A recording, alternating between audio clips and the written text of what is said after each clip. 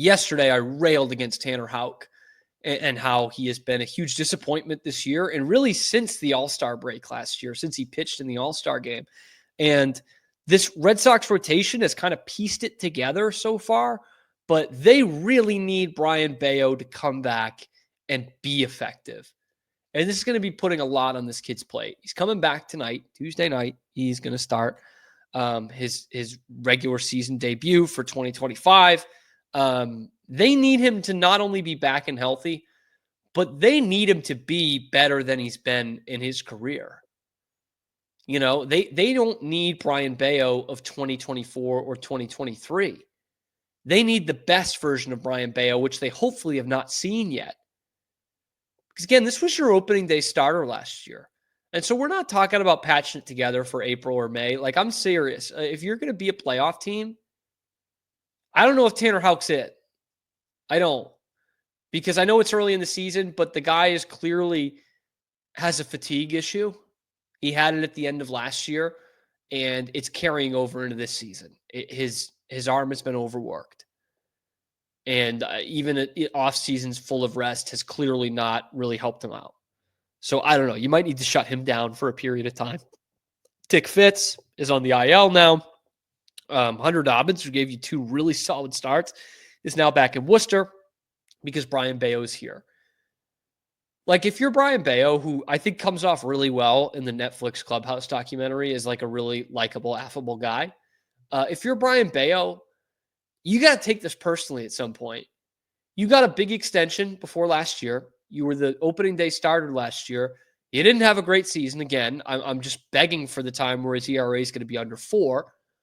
And the Red Sox went out and they traded a top 10 prospect in their system. By the way, a guy they could really use in the pipeline right now in Kyle Teal because they have nothing in the future for the catcher position.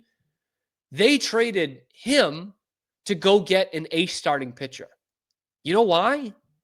Because you haven't lived up to being an ace starting pitcher in this league. In fact, you haven't been really close. And I'm a guy who was on the Bello train from the beginning. I do like his stuff a lot.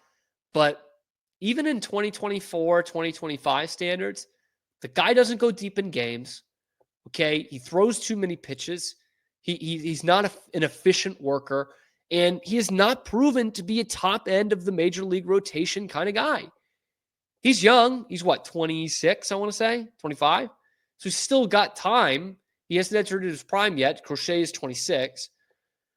But for a guy in Crochet who has not pitched a lot of innings in the major leagues, his stuff is way more electric than Brayan Bello's is. And he seems to be a more efficient pitcher, more importantly, than Brayan Bello is.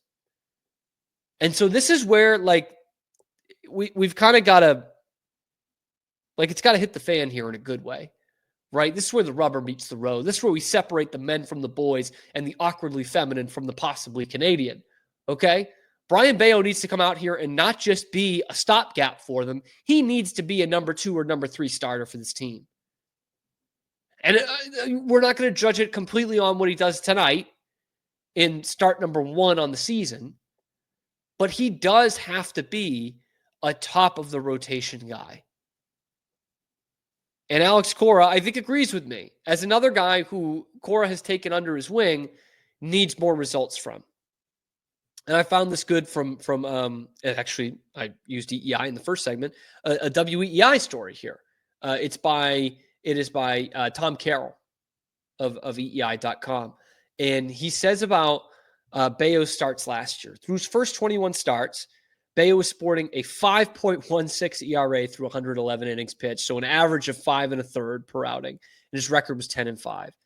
Wasn't great, but definitely, I mean, not what we wanted to see out of a guy who was your opening day starter. But in his final 9 starts in 2024, he went 4-3 with a 3.02, averaging, an additional third of an inning for whatever that's worth. So 5 2/3 through the final 50 innings of the season.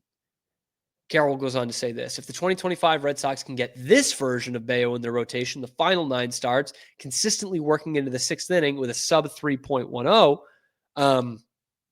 it would be massive for a team that has seen inconsistencies from both its bullpen and offense through 23 games this season.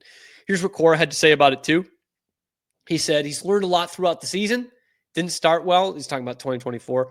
We reintroduced the four seamers for lefties. Remember, that was a big thing. He wasn't throwing the fastball as much with the whole Andrew Bailey method. I think it was very important, and he learned how to use it. He changed speeds. Velocity was good throughout the season, and for him to go, 30-plus starts, I think it was, right? That was very important. And now he understands, just go out there and pitch. That's the most important thing. Don't try to overdo it, blah, blah, blah. I'm happy that he's back. This is what he said about the rehab starts.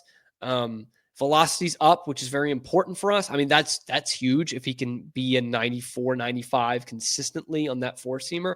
The action of his pitches are good, and we know what he can do. Obviously a tough team in Seattle. That's who he's facing tonight. But everyone's a tough team in the big leagues. Tough lineup. Use your mix. I'm excited about him. And he went on to say, Cora as well, it helps. We've been two guys down.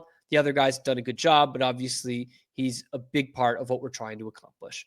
And it is. I mean, two guys down, and Newcomb's been okay. Fitz has been okay. Dobbins has been good.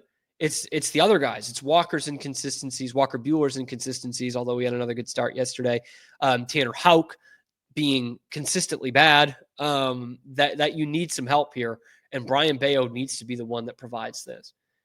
And who knows? Lucas Giolito sounds like he's not far down the pike here. I don't know how much you can count on him for a guy who's missed, almost 2 full seasons here. That's a lot to ask. But he was a workhorse before the injury. So the bottom line is this. We used the Pedro comparisons for Brayan Bello in basically his first year. The style, the pitch arsenal. But he needs to be way more efficient than he has been. He needs to be able to go into the 6th inning. I know it's 2025 and you're not having pitchers go 8 or 9 innings all the time, but you need to be able to count on him to get you into the 6th. And that 3rd time through the order, maybe he can get through it some of the times, especially with this bullpen that you've got. You're kind of asking a lot of Brayan Bello, but if he can't be a top 3 starter for you, I just don't know if this team is going to have the firepower to get into the postseason. You've seen how stagnant the offense can get, and that could be an everyday thing. That could suck you down for a week if your offense isn't going the way it should be, the way it did literally last week. And there are some good teams in this division, right? Toronto's been a bit of a surprise. Tampa has some decent pitching. But the Yankees and the Orioles, still on paper, I know the Orioles haven't had the best start, still look like they could be a better team than you. But if Brayan Bello is a top 2 starter, then you are a better team than all but maybe the Yankees in this division. Anyway, let me know what you guys think. How important is Brayan Bello to this team? Let me know in the comment section below. Be sure to like the video, subscribe to the channel. Only about 10% of you watching are actually subscribed. We're bringing you nothing but Boston sports content 5 days a week because I am slightly autistic, and it's basically the only thing that I can talk about. I'm your host, Cam Stuart. Zach Burke keeps us on the air. Check out the other videos on the channel and find us wherever you find your podcasts.